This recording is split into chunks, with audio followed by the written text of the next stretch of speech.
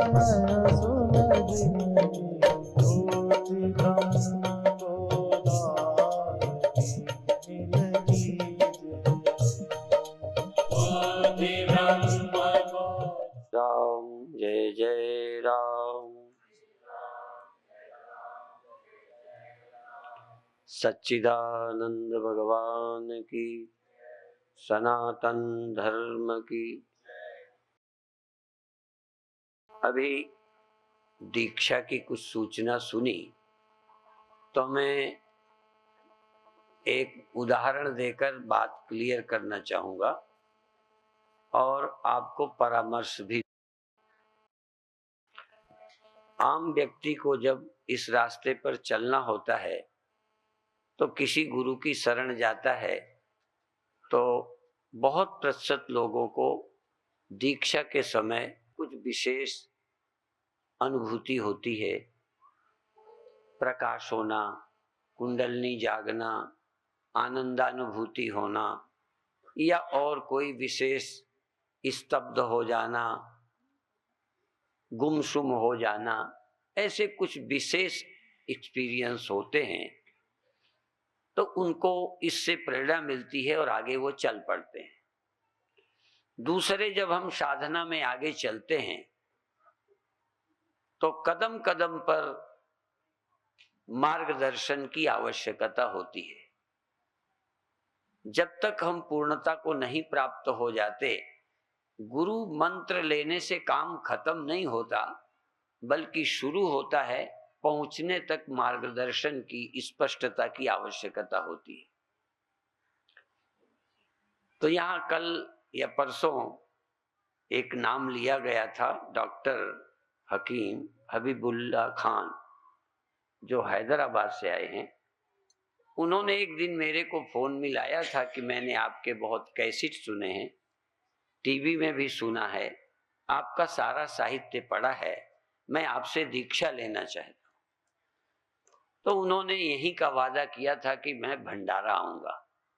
वो यहाँ आए, मेरे से मिले, तो मैंने उनको दीक्षा के लिए ये कहा कि तुम्हें आवश्यकता नहीं है, गुरु की आवश्यकता है, दीक्षा की आवश्यकता नहीं है।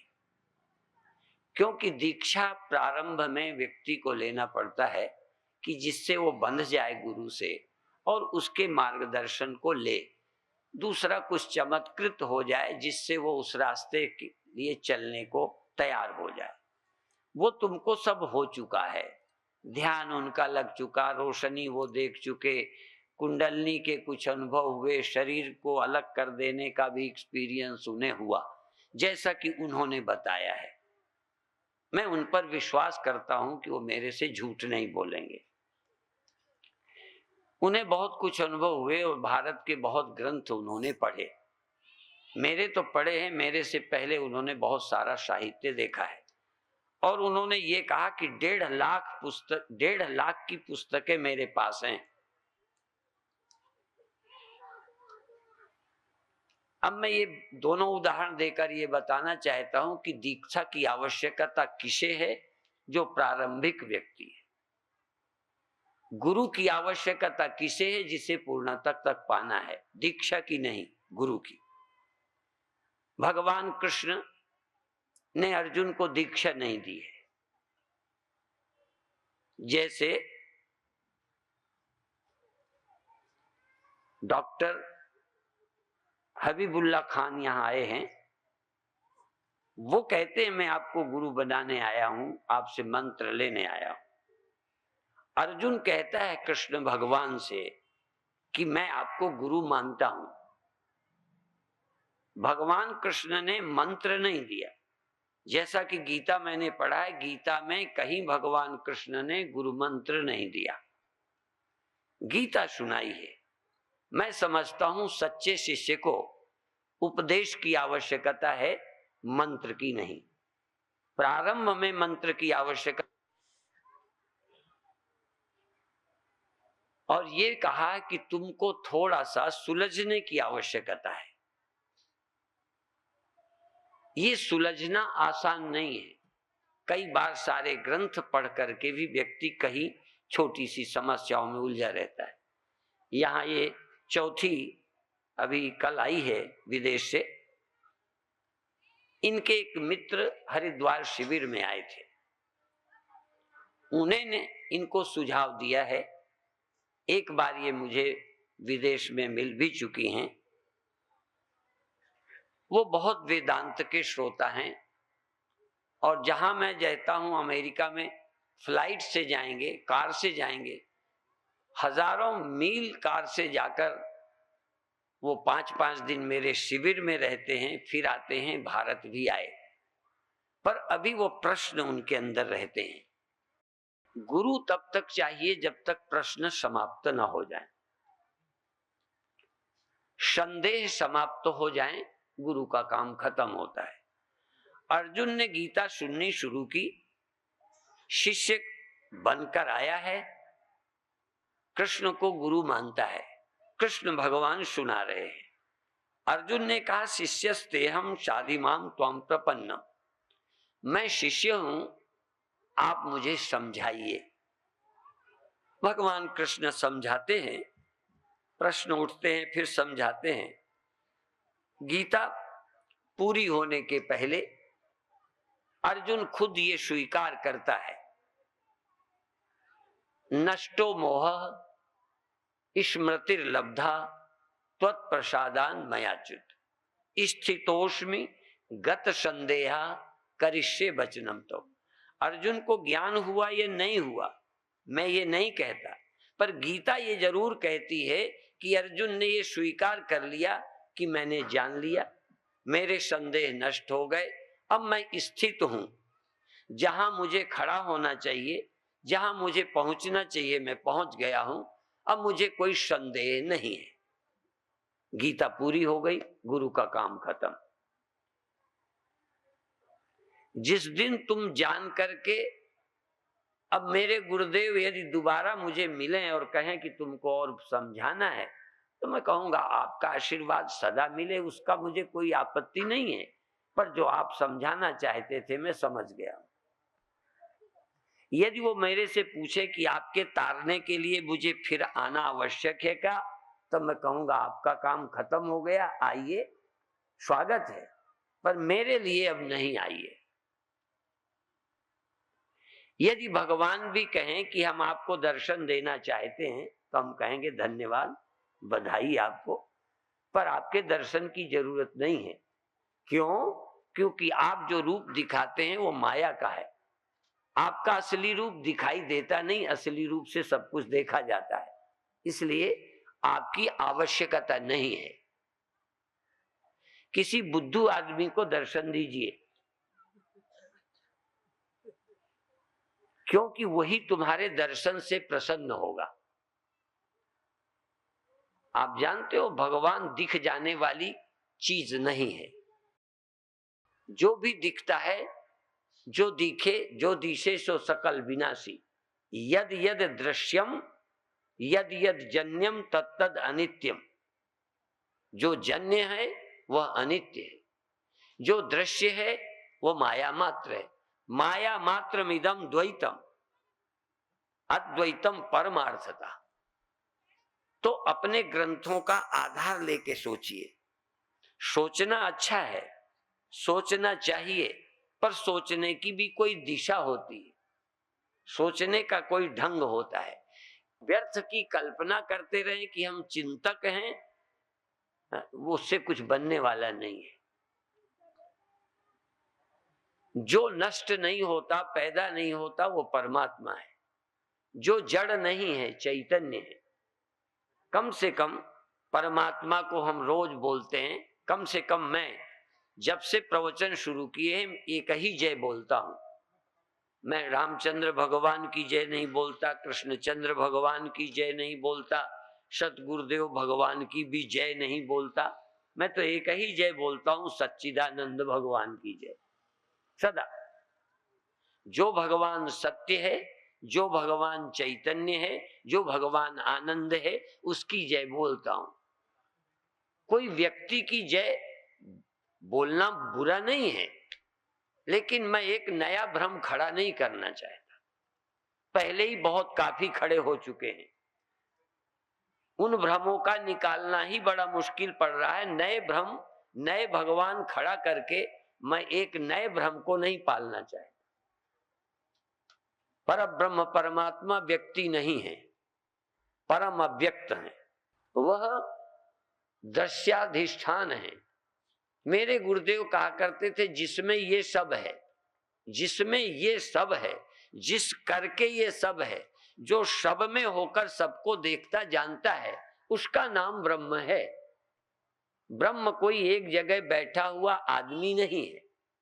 हाँ, जब वो ज्ञान देने आते हैं तो जैसे कोई गुरुदेव भगवान कहता है, कोई आपत्ति नहीं, कृष्ण भगवान कहे आपत्ति नहीं, राम भगवान कहे आपत्ति नहीं, पर राम भगवान के पहले भगवान नहीं था, कृष्ण भगवान के पहले भगवान नहीं था, इस गुरुदेव भगवान के पहले भगवान नहीं था।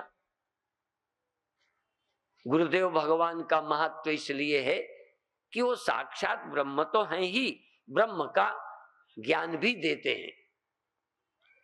साक्षात ब्रह्म है। गुरुर ब्रह्मा गुरुर विष्णु गुरुर्देवो महेश्वरा गुरुरेव परब्रह्म गुरु एव परब्रह्म तस्मै श्री गुरुवे नमः।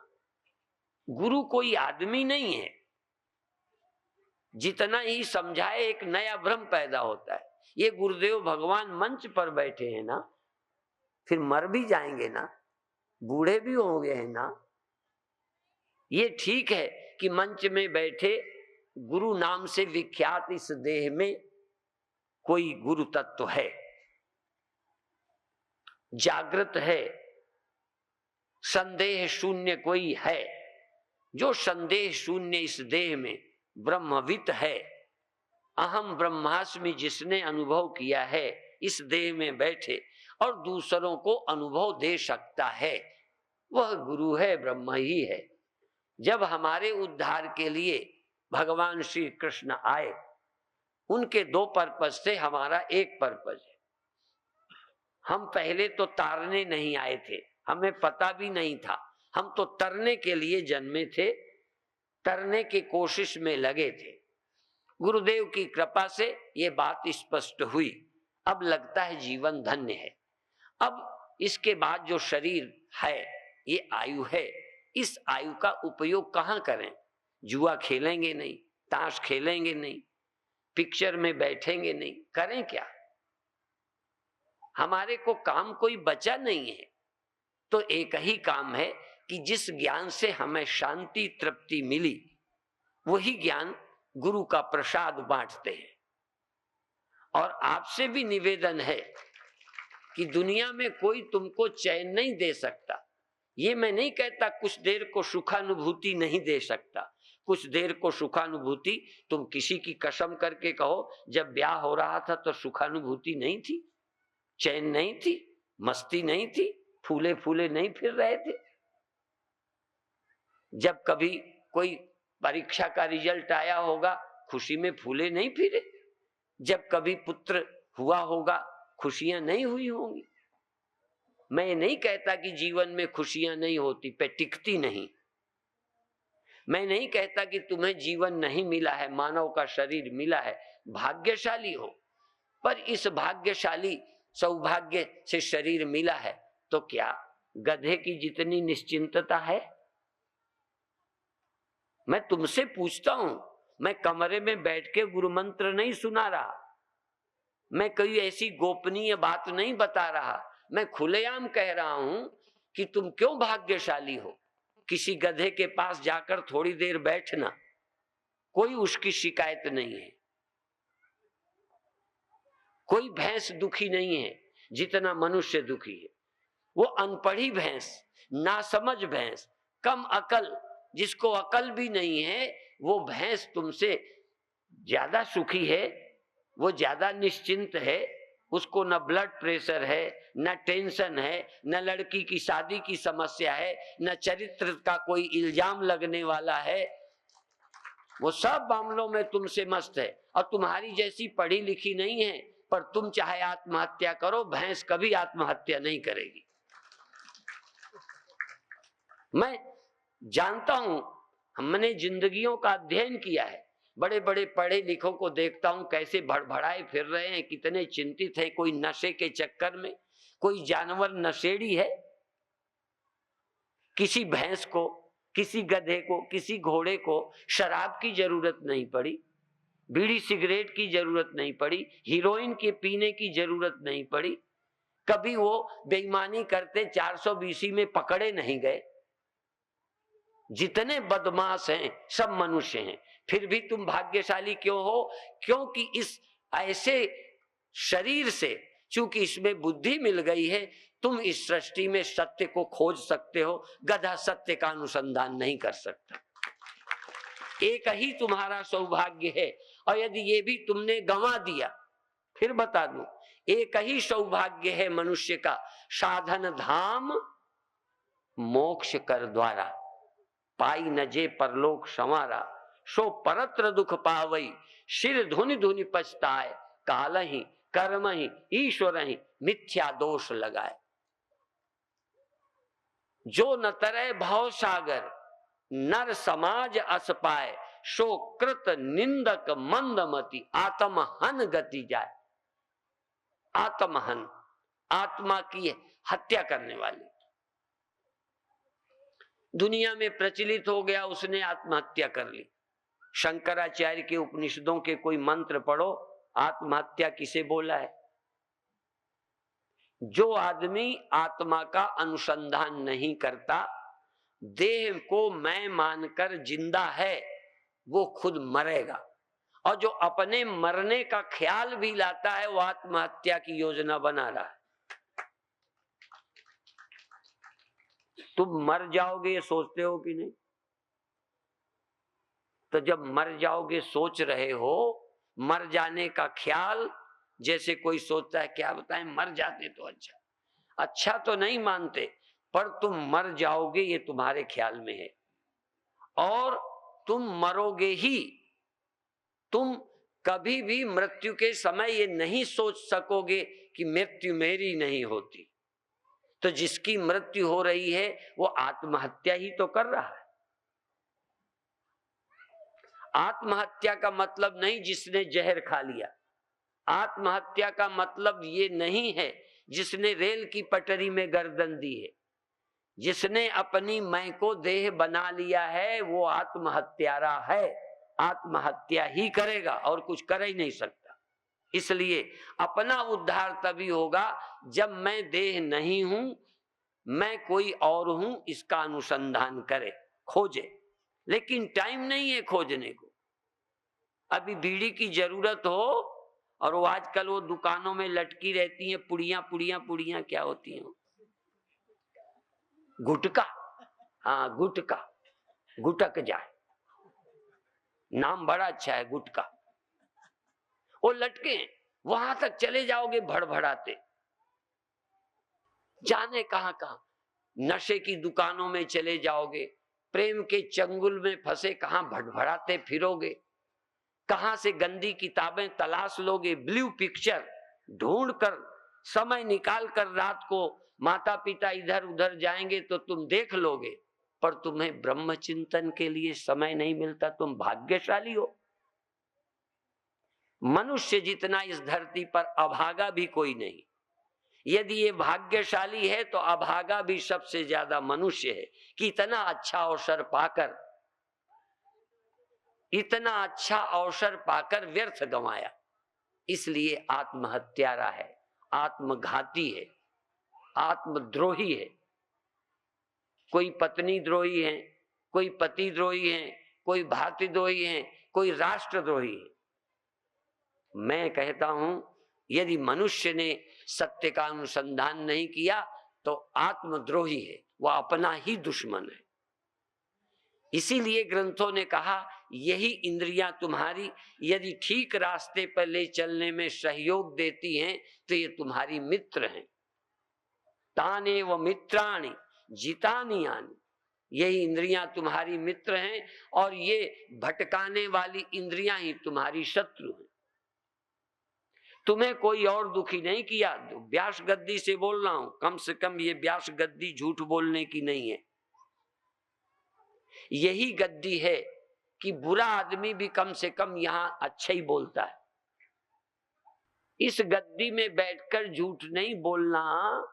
इसलिए मैं आपसे कहता हूं कि ताने व मित्राणी, जो जीती हुई इंद्रियां हैं यही तुम्हारी मित्र हैं, और यही मनमानी कराने वाली, भटकाने वाली इंद्रियां तुम्हारी शत्रु हैं। तुम्हें किसी ने नहीं मारा, तुम्हें किसी ने दुखी नहीं किया, तुम्हारी इंद्रियों ने, तुम्हारे मन ने ही तुम्हें मारा और दुखी किया है। तुम मन के मारे मर रहे हो। मन के हारे हारिए, मन के जीते जीत, पार ब्रह्म को पाइए मन ही की प्रतीत। मनः च दुविधम प्रोक्तम शुद्धम चाशुद्धमेव च, अशुद्धम काम संकल्पम शुद्धम काम विवर्जितम। यही मन तुम्हें दुखी करता है, नरक ले जाता है, समस्याओं में फंसाता है। यही मन यदि ठीक होता, जो मन चंगा तो कठौती में गंगा, तुम्हें गंगा नहीं कठौती में। यदि तुम्हारा मन ठीक होता तो गंगा वहां आ जाती। भगवान तुम्हारे पीछे पीछे फिरने लगे। मन ऐसो निर्मल भयो, जैसे गंगा नीर पाछे पाछे हरि फिरे। या तो ये गलत लिखा है, लिखा है तो जरा सोचो, पूछो अपने से। पाछे पाछे हरि फिरे, कहत कबीर कबीर। कबीर कबीर कहते भगवान पीछे फिरते। भगवान कृष्ण ने ये तक कहा कि मैं उन संतों के पीछे चलता हूं जो परमात्मा को उपलब्ध हुए, कामना रहित विरक्त हैं, जिन्हें कोई इच्छा वासना स्वार्थ नहीं है। उनके पीछे मैं चलता हूं कि चलेंगे तो उनके चरणों की धूल उड़ेगी तो मेरे ऊपर पड़ेगी। ये कृष्ण कहते हैं। पर तुम इस ज्ञान की महिमा नहीं जानते। तुम्हें किसी के पीछे नहीं भटकना पड़ेगा जिस दिन तुम अपने भीतर लौटकर अपनी महिमा से परिचित होगे। और भगवान कृष्ण तो लीला है, उनकी लीला है, वो तो परम क्या साक्षात परब्रह्म स्वरूप हैं। उन्हें संतों के पीछे चलने की जरूरत नहीं है, पर वो ये दिखाना चाहते हैं कि मैं तो कभी कभी आता हूं, मैं निमित्त अवतार हूं, युगों युगों में आता हूं। मेरे इस रास्ते को ले चलने वाले, पहुंचाने वाले संत नित्यावतार हैं। इसलिए वो उनके पीछे चलकर तुम्हें अकल देते हैं कि मैं रहूं न रहूं, तुम संतों के पीछे चलना तो तुम्हारा भला हो जाएगा। आज भगवान के पीछे चलना चाहो नहीं मिलेंगे, संत आज भी मिल जाएंगे। इसलिए भगवान खुद यद यद आचरति श्रेष्ठ तत्तदेवे तरोजना शयत प्रमाणम कुरुते लोकस तदनुवर्तते।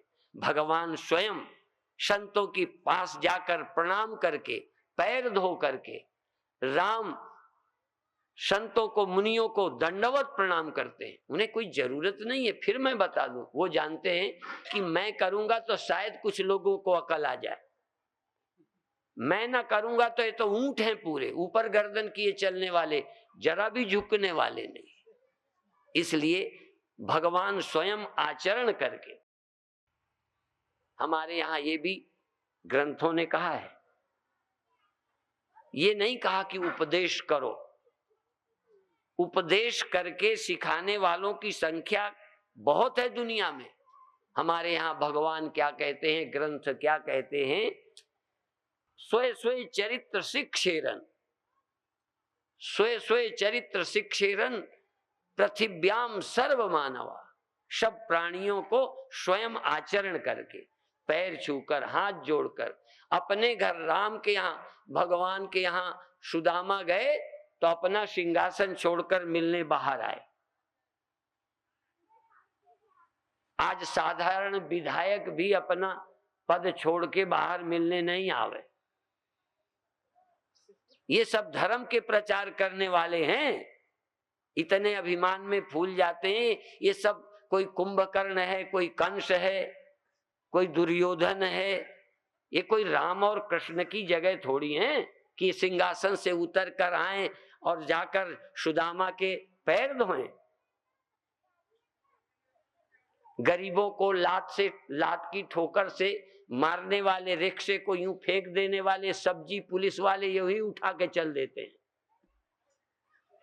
एक राम है कि नाव से पार होते हैं तो गरीब केवट की मजदूरी नहीं रखना पसंद करते, उनकी पत्नी अपनी अंगूठी उतार कर देना चाहती है,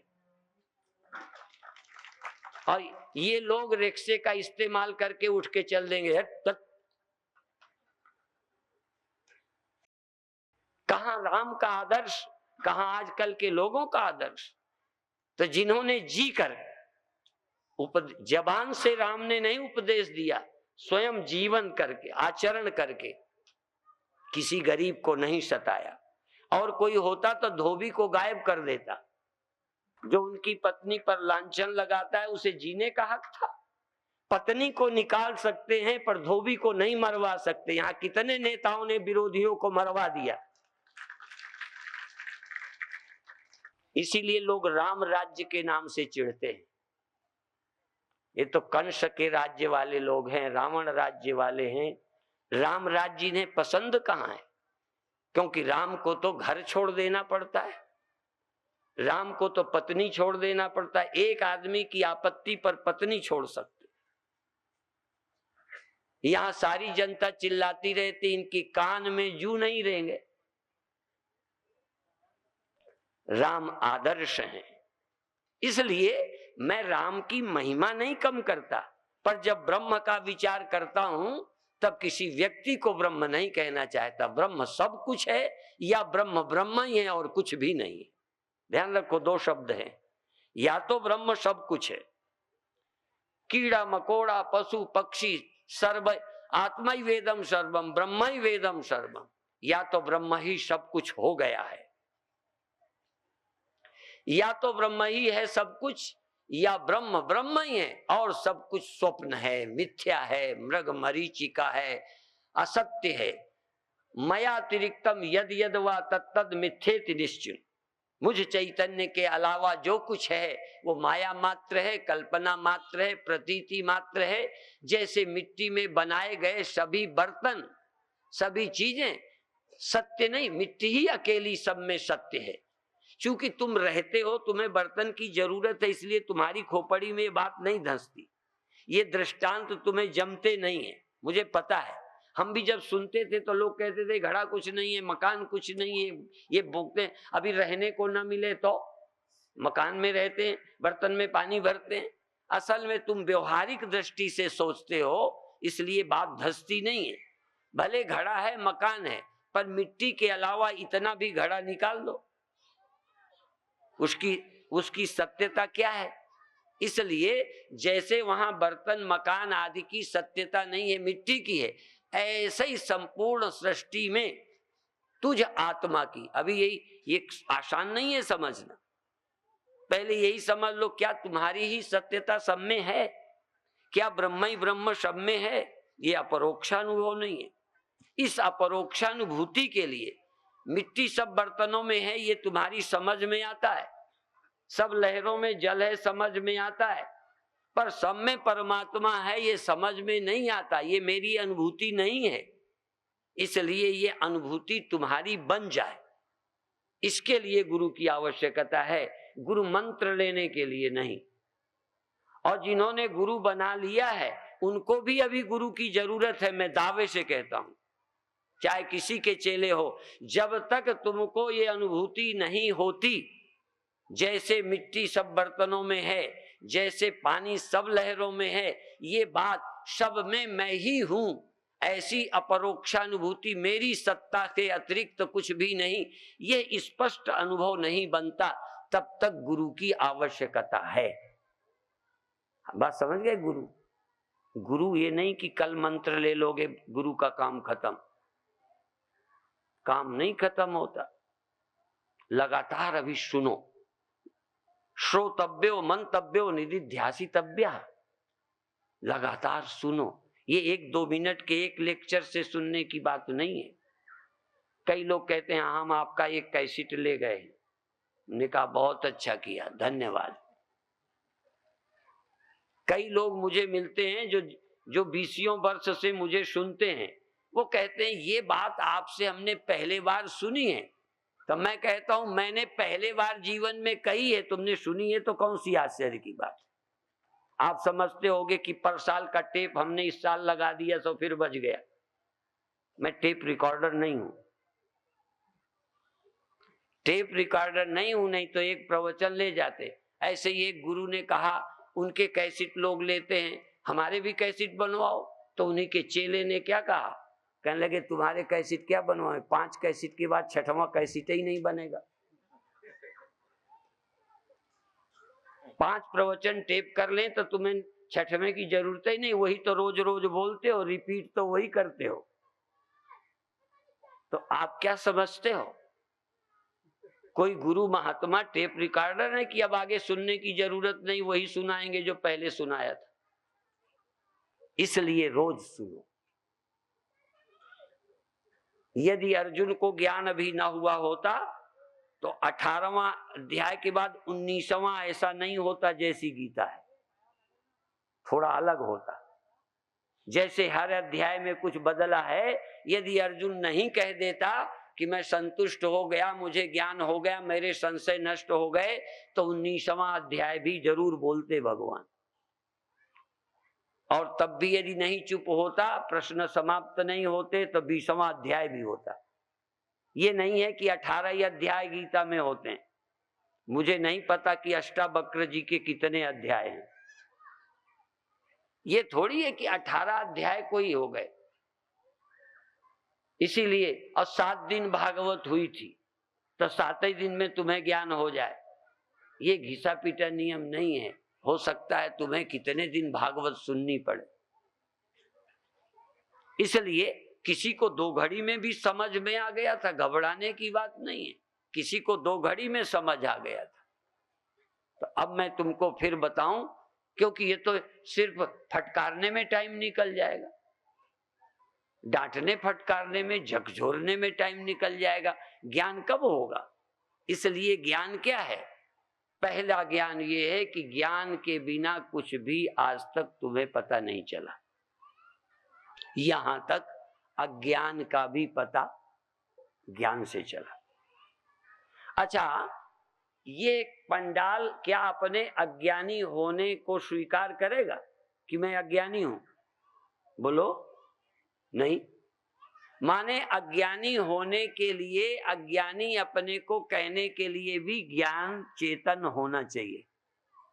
तुम सोए थे, ये भले सोते समय बता नहीं सकते, पर यदि सोते समय तुम नहीं थे तो उस समय सोए थे, इसका सबूत कौन है? स्वप्न में मेरी मृत्यु हो गई, मैंने अपनी मौत देखी और दुखी हुआ, पर मौत देखी कैसे? मैं उस समय मौजूद था या गैर हाजिर था? अब देखो, इसको कहते हैं भ्रम, इसको कहते हैं बुद्धि की कमी, इसको कहते हैं बुद्धि की विपरीतता। बुद्धि है, स्वप्न में मरा हूं, बुद्धि है। मैं मर गया हूं, ये मुझे अनुभव हो रहा है, मैं दुखी भी हूं, मर जाने का मुझे बहुत दुख है। लेकिन मर जाने का दुख मेरे रहते हैं या न रहने पर है? उस समय जब मर गया था, मर जाने का मुझे दुख था, तो मैं मौजूद नहीं था। यदि मैं मौजूद नहीं था तो मृत्यु का दुख किसे हुआ? तो मेरी मृत्यु का दुख मुझे हुआ, तो मृत्यु हुई भी है कि नहीं? इसी को मति कहते हैं कि यदि तुम्हारी बुद्धि स्वीकार कर ले कि हम मर गए हैं, तो मर गए लगने लगता है। यदि तुमने स्वीकार किया कि मैं जन्मा हूं, मैं सीमित हूं, परिच्छिन्न हूं, मैं हूं, तो वैसे ही लगने लगता है। जबकि एक ख्याल है, जागने में मैं हूं का ख्याल पैदा हुआ, सोने में खो जाता है। ये ख्याल है, असली तुम क्या हो उसका तुमने कभी अनुसंधान नहीं किया। इसलिए स्वस्वरूपानुसंधानम भक्तिरित्य विधीयते। अपने स्वस्वरूप के अनुसंधान का नाम भक्ति है। स्वस्वरूपानुसंधानम भक्तिरित्य विधीयते। अपने सत्यता का अनुसंधान करना भक्ति है। खोजो, जिन खोजा तिन पाइया, गहरे पानी पैठ, मैं बौरन खोजन गई रही किनारे बैठ। आप खोजो, शुरुआत कहां से करोगे? अभी तुम यहां मौजूद हो, इस देह इस जगत को देख रहे हो। तुम अभी इस देह को देख रहे हो, इस देह इंद्रियों के द्वारा औरों को भी देख रहे हो। ये बात सच है कि नहीं? और तुम्ही पता नहीं क्या होगा, कैसे होगा, तुम इन आंखों से हट जाओगे, इस देह से हट जाओगे, अर्थात तुम इसको नहीं देखोगे, नींद में जाओगे, और नींद का अर्थ है इसका देखना बंद होगा। उस समय स्वप्न भी तुम ही देखोगे। जरा ध्यान रखना, जिसने इस देह को भूलकर स्वयं ही स्वप्ने न देखे हों, जागृत तो मैंने देखा हो और स्वप्न पड़ोसी ने देखे हों, मैंने न देखे हों, ऐसे आदमी जरा हाथ उठाएं जिसने अपने स्वप्ने खुद नहीं देखे, पड़ोसी से दिखवाए हैं। अपने स्वप्ने अपनी मम्मी से कहा था तुम मेरे स्वप्ने देखना, सुबह बताना। अपने बाप से कहा था कि मेरे स्वप्ने तुम देखो, सुबह बता देना क्या क्या तुमने देखा। तुम्हारे स्वप्ने तुम्हारे बाप बताते हैं। तो तुम्ही ने जागृत अवस्था में ये जगत देखा, तुम्ही स्वप्नावस्था में ये जगत न देखकर स्वप्न देखते हो, और तुम्ही गहरी नींद में, नींद हुई थी इसके सबूत हो। तुम्हारे अलावा और के होने का कोई सबूत है ही नहीं। तुम्ही जगत के होने में प्रमाण, तुम्ही स्वप्न के होने में प्रमाण, तुम्ही नींद के होने में प्रमाण। और यदि तुम ध्यान करोगे तो अतीन्द्रिय होने का, निद्रा रहित होने का। क्यों? संपूर्ण समस्याओं की जड़ है निद्रा। जागृत ज्ञान तुम्हारा भ्रम रूप है, स्वप्न भ्रम रूप है, सुषुप्ति में भ्रम ज्ञान तो नहीं है, पर भ्रम ज्ञान की जड़ है। भ्रम ज्ञान नहीं रहता नींद में, लेकिन निद्रा के कारण भ्रम ज्ञान नहीं होने पर भी भ्रम उत्पत्ति के हेतु बने रहते हैं। जैसे अंधेरे में, मंद अंधकार में, घोर अंधकार में नहीं, जैसे मंद हल्के अंधेरे में रस्सी सांप नजर आती है और तो डर लगता है, भगाने से नहीं भगता, कई बार हम ही हट जाते हैं। जब और थोड़ा अंधेरा ज्यादा हुआ, ज्यादा अंधेरे में आए तो सांप नहीं दिखा। घोर अंधेरे में सांप नहीं दिखा, लेकिन दिख सकता है। क्यों? घोर अंधेरा सर्प भ्रम को नहीं हटाता, बल्कि सर्प भ्रम की प्रतीति को प्रतीत नहीं होने देता। इसलिए गहरा अंधेरा भ्रम की निवृत्ति नहीं करता। रस्सी के ज्ञान से ही सर्प भ्रम की निवृत्ति होती है। इसी तरह से निद्रा से जन्म मरण का, सुख दुख का, देह होने का, ये जो विपरीत ज्ञान है, ये जो विपरीत ज्ञान हुआ है कि मैं जन्मा हूं मर जाऊंगा, आया हूं जाऊंगा, सुखी दुखी हूं, ये विपरीत ज्ञान तुमको हो रहा है। ये विपरीत ज्ञान गहरी नींद में खो जाता है, पर भ्रम की निवृत्ति, भ्रम की जड़ नहीं कटती। इसलिए ध्यान द्वारा, वेदांत श्रवण द्वारा, चिंतन करते करते जब मन इंद्रियों का निषेध करके, मन इंद्रिय देह आदि का निषेध करके शुद्ध चिति में अनुभव करके कहोगे कि चैतन्यो हम, शियो हम, अहम ब्रह्मास्मि, और ये सभी ख्याल मेरे में अध्यस्त हैं, ऐसा जब विज्ञान तुम्हें हो जाएगा तो भ्रम की जड़ कट जाएगी, जन्म मरण की जड़ कटेगी। इसलिए आत्म अनुभव सुख सुप्रकाशा, तब भव मूल भेद भ्रम नाशा। 5 भेद, 5 भ्रांतियां हैं, पर उस विषय को छेड़ूंगा तो अभी समझा ना पाऊंगा, क्योंकि विषय जब टीचर स्कूल जाता है, अध्यापक आचार्य, तो बच्चे के हिसाब से धीरे धीरे पढ़ाता है। बहुत चीजें यदि रख दे, पढ़ा ना पाए तो बच्चा घबराएगा, बच्चे के ऊपर बोझ पड़ेगा। तो उतना ही क्रम से उठाना जितना किनारे लग सके। तो आज हम पहले ये बात बताएंगे कि तुम देह नहीं हो, पर देह में तुम हो। इसलिए जब आप आंख बंद करके भीतर जागते हो तो देखो आंख बंद है पर तुम भीतर जगते हो, कान में रुई लगा लो तो भी जगते हो, शरीर को लेटा दो या स्थिर होके बिठा दो तब भी तुम जगते हो। तुम जगने वाले हो, देह जगने वाली चीज नहीं है। तुम जगते हो तो देह सक्रिय हो जाता है, आंख खुल जाती है। आंख खुलने का नाम जगना नहीं है। यद्यपि यूपी में हम लोग ऐसे ही बोलते हैं, इतने में उसकी आंख खुल गई। आंख खुल गई का अर्थ जग गया, लेकिन हमारी दृष्टि से आंख खुलना और जगना एक बात नहीं है। कभी कभी जागे हुए भी आंख नहीं खोलता आदमी, और बहुत लोग तो आंख खोले खोले सो जाते हैं। बहुत लोगों को देखा आंख खुली रहती है, सोए रहते हैं। आंख खुली होना जगने की पहचान नहीं है, पर कभी कभी जगते ही, अधिकतर जगते ही आप आंख खोल देते हैं, देर नहीं लगाते। जागे आंख खोल दी, जागे और करवट ले ली, जागे और हिल गए। तो जागते हिल जाते हो तो पड़ोसी जान जाता है कि तुम जग गए। चोर तो पूरा ध्यान तुम पर रखता है कि तुमने जरा हिले, तब तक वो चुप रहेगा। जब देख लेगा श्वास बजने लगी तब अपना काम शुरू करता है।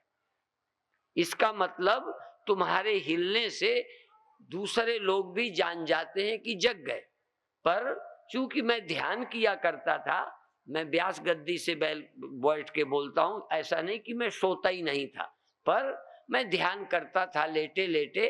तो कभी कभी ध्यान करते सो भी जाता था, कभी कभी ध्यान में शांत बिना हिले, आंख बंद, बिल्कुल मुर्दे की तरह पड़ा रहता था। मेरे चेले समझते थे कि स्वामी जी सो गए, सो फालतू की बातें करते। मैं चुपचाप सुनता रहता। फिर कभी कभी किसी प्रकरण में कह देता कि वो क्या, वो बात कर रहे थे, तुम वो कर रहे थे, वो क्या था, तब डरने लगे कि स्वामी जी सोते नहीं, जगते ही रहते हैं। ऐसा नहीं कि सोता नहीं था, पर सोने को दूसरा नहीं देख सकता। सोना और जगना दूसरे का विषय नहीं है। हिलना, बोलना, आंखें खोलना ये दूसरे जानते हैं। यदि मैं आंखें ना खोलूं, करवट न लूं, तुम जग जाओ। कभी कभी पड़ोसी की गड़बड़ देखने के लिए आप भी ढोंग करते हो, चुपचाप लेटे रहते हो, चुपचाप पड़ोसी को जानते हो ये क्या कर रहा है, क्या बात कर रहा है। इसका मतलब जगना सोना कोई दूसरा नहीं जानता। जगने सोने के बाद जो मेरी हरकत है उसको दूसरे जानते हैं, उससे तुम समझ लेते हो जग गए। यदि शरीर को मैं निष्क्रिय रखूं तो मेरे जगने को तुम नहीं जान सकते। यदि मैं नाटक करूं, थोड़ा मुंह फैला लूं,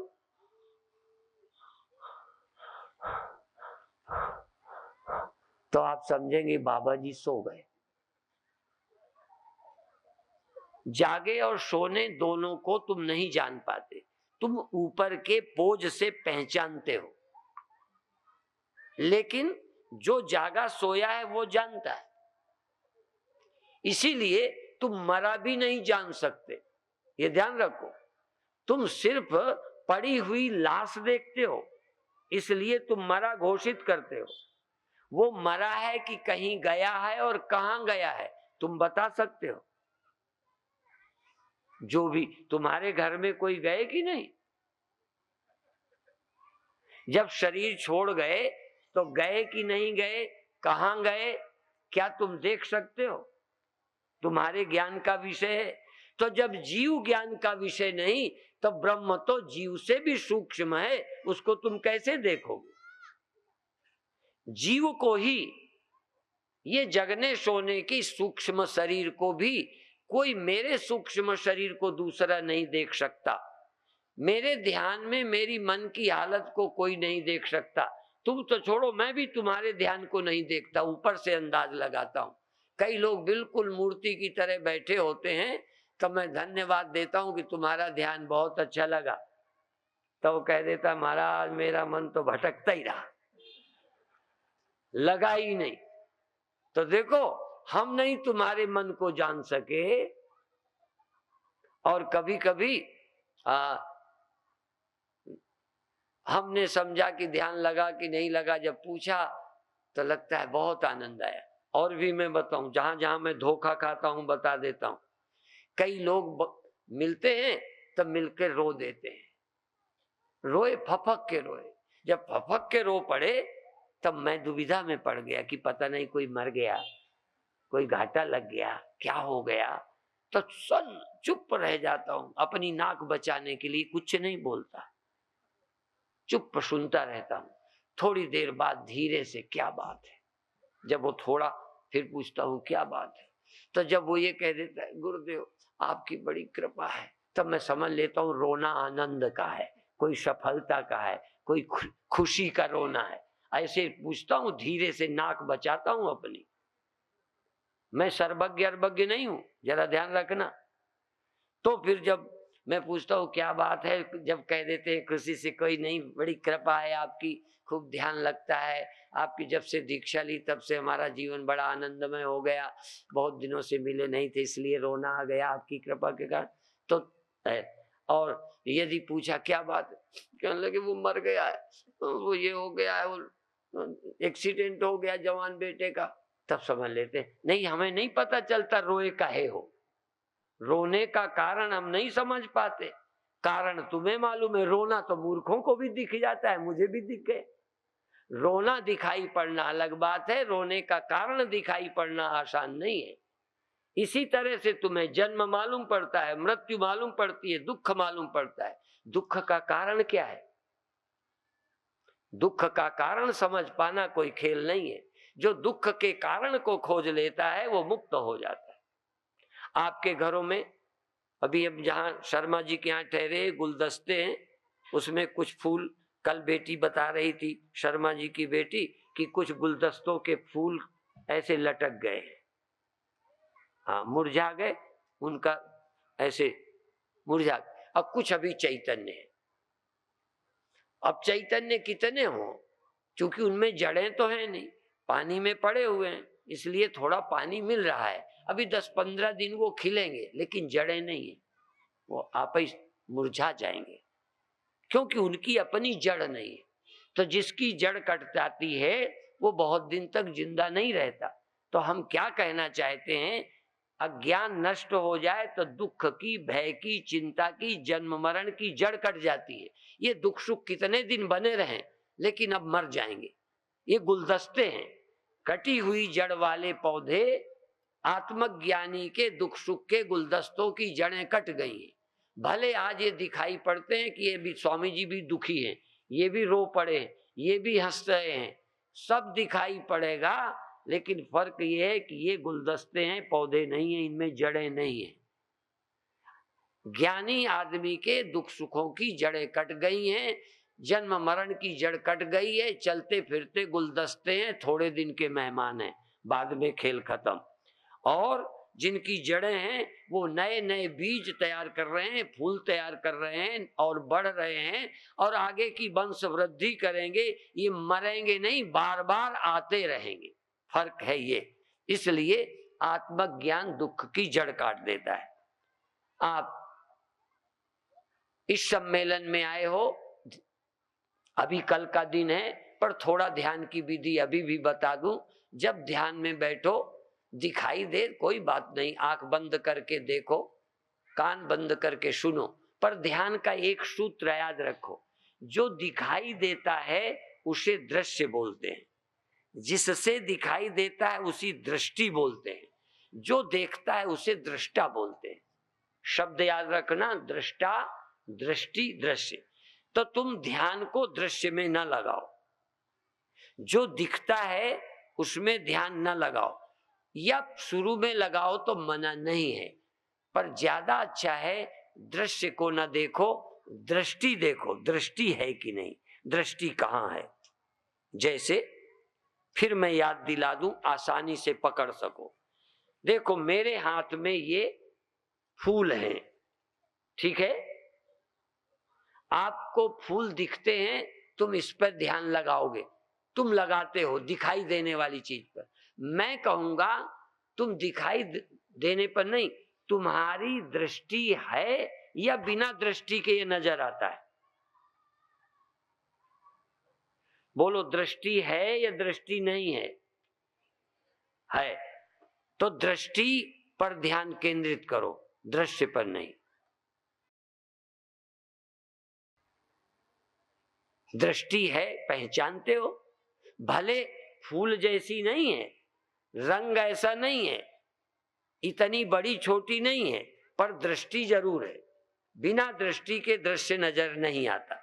यदि कह दोगे नहीं, बिना दृष्टि के दृश्य नजर आता है, तो मैं कहूंगा तुम अवैज्ञानिक व्यक्ति हो, तुम्हें कोई साइंस नहीं, साइंटिफिक सोच नहीं है, तुम अभी मूर्ख हो। बिना दृष्टि के दृश्य नजर नहीं आएगा। इसलिए ध्यान को दृश्य से दृष्टि पर ले आओ। नहीं पहले समझ आए तो पहले ध्यान को दृश्य पर लगाओ, फिर दृश्य से धीरे धीरे दृष्टि का ख्याल आओ कि दृष्टि है तो दृश्य दिखता है। फिर दृष्टि नहीं, इस दृष्टि का दृष्टा कौन है? दृष्टि निकली कहां से है? दृष्टि किसी की है, वो दृष्टा से निकली है। दृष्टा कौन है? तो दृष्टि को भी वापस ले आओ, दृष्टि को दृष्टा में लीन कर लो। दृष्टि या तो दृश्य में ठहरेगी या दृष्टि दृष्टा में वापस आ जाएगी।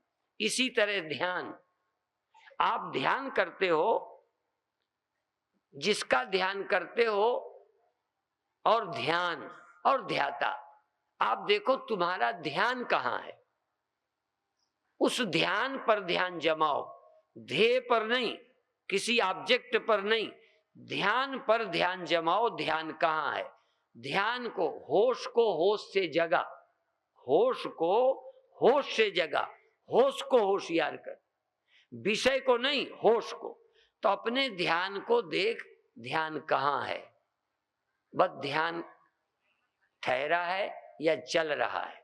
ध्यान को देख, ध्यान में ध्यान जमा, और अंत में देख ध्यान कौन कर रहा है? मैं।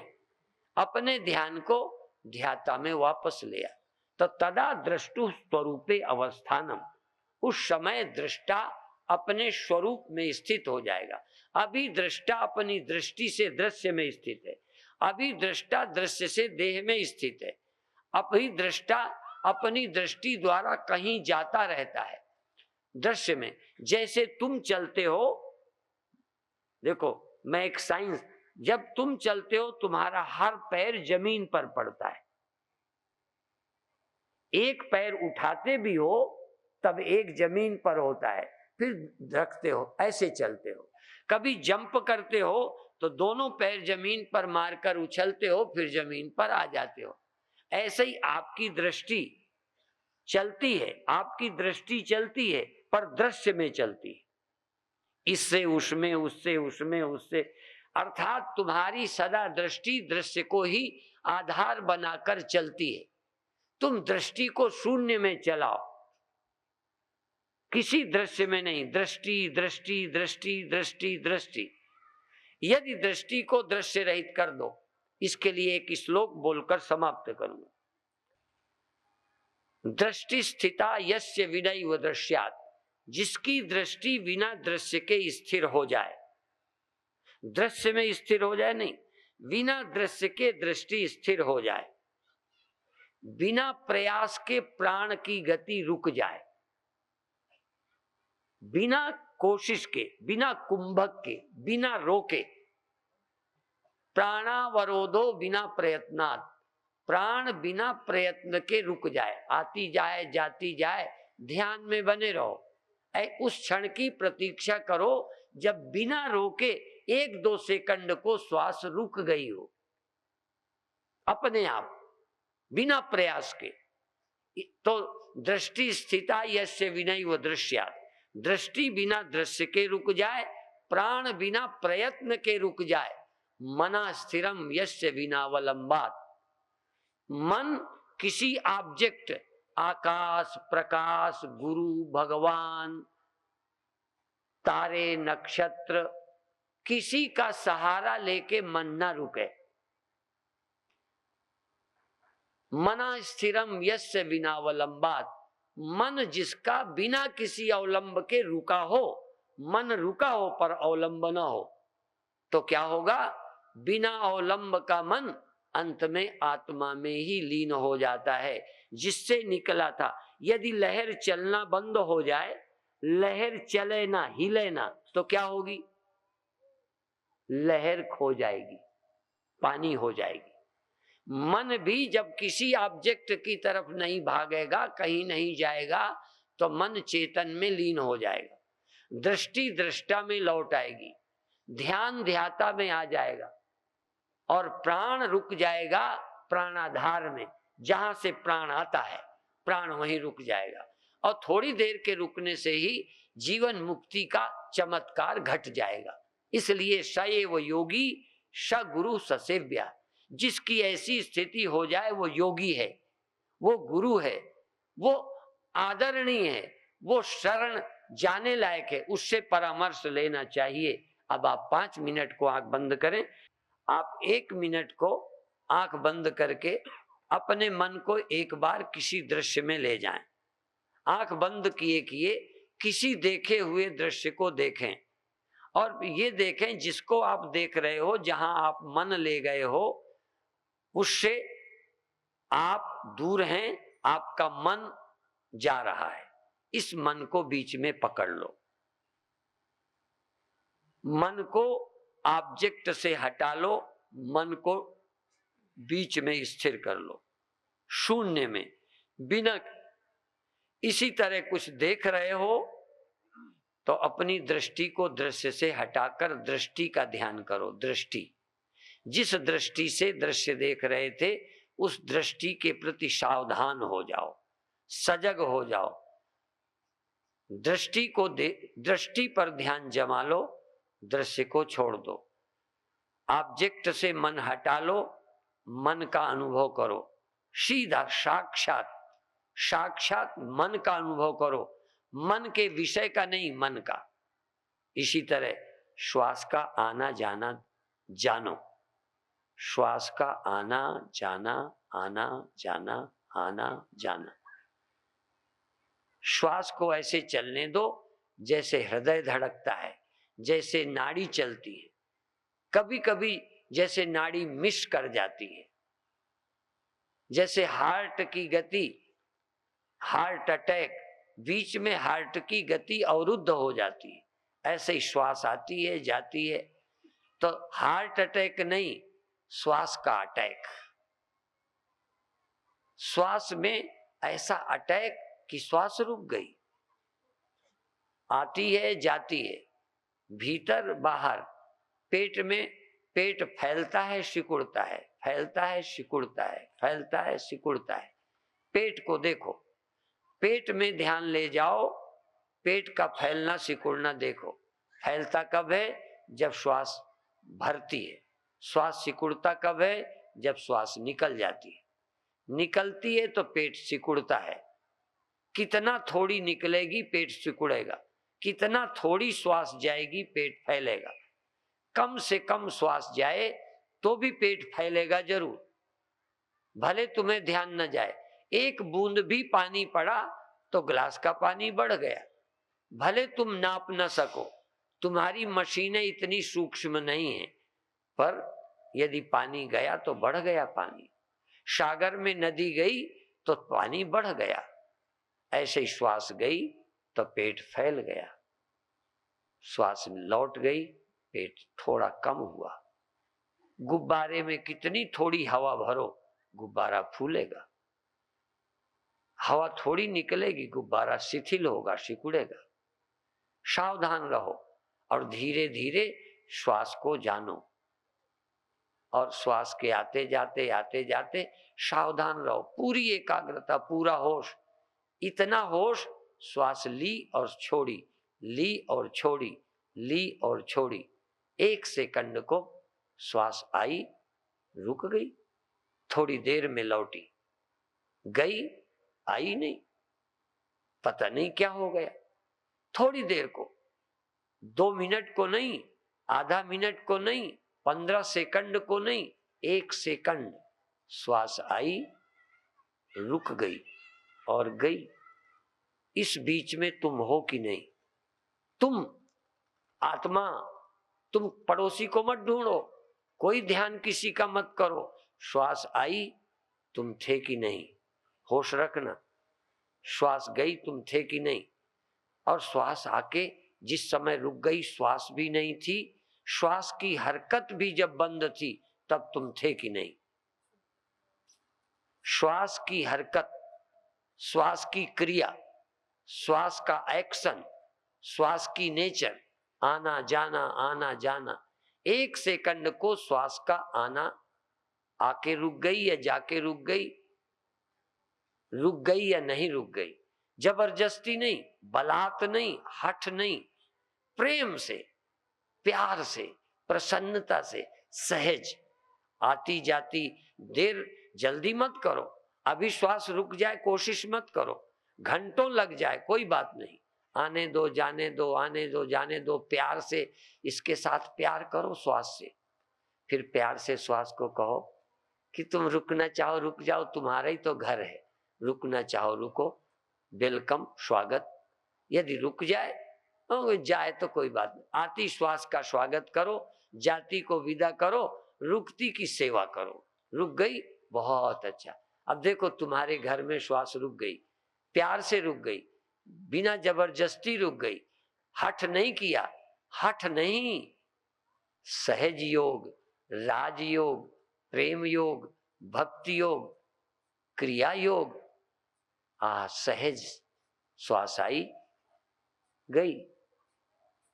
जितनी आई उसमें भी जोर नहीं लगाओ कि ज्यादा आई कि कम आई, उसकी मौज, पूरी स्वतंत्रता, जरा भी जिद मत करो, हठ मत करो, जोर न लगाओ, जैसी मौज से श्वास आई आने दो। जरा भी जबरदस्ती की तो हठ योग हो जाएगा। हम राजयोग बता रहे हैं, सहज योग बता रहे हैं, सरल योग बता रहे हैं, प्रेम और भक्ति योग बता रहे हैं, क्रिया योग, लेकिन करो कुछ नहीं, होने दो। क्रिया माने करता नहीं, क्रिया माने सहज हो रही है क्रिया श्वास की, आई गई, कोई जिद नहीं,